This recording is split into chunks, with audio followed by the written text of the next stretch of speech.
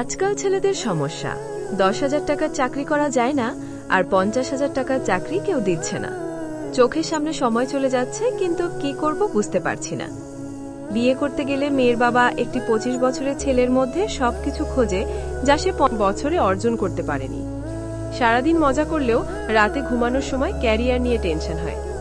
নিজের দুঃখের কথা কাউকে বলতে পারি না, কারণ সবাই উপহাস করবে।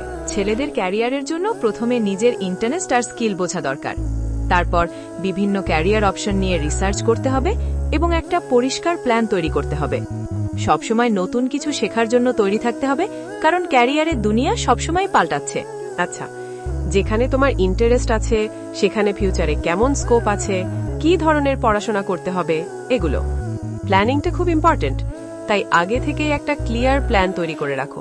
সুবিধা আর সবসময় নতুন কিছু শেখার জন্য তৈরি থাকো, কারণ টেকনোলজি আর কাজের দুনিয়া কিন্তু সবসময় পাল্টাচ্ছে। ক্যারিয়ার গড়া কিন্তু একটা খুব গুরুত্বপূর্ণ ব্যাপার। প্রথমে নিজের ইন্টারেস্ট আর স্কিলগুলো বোঝা দরকার, কারণ যেটা তুমি ভালোবাসো তাতে এক্সেল করার চান্স বেশি। তারপর বিভিন্ন ক্যারিয়ার অপশনস নিয়ে রিসার্চ করো। ধন্যবাদ ভিডিওটি শেষ পর্যন্ত দেখার জন্য। ভালো লাগলে মরিয়মস ভয়েস পেজটি ফলো করে পাশে থাকুন।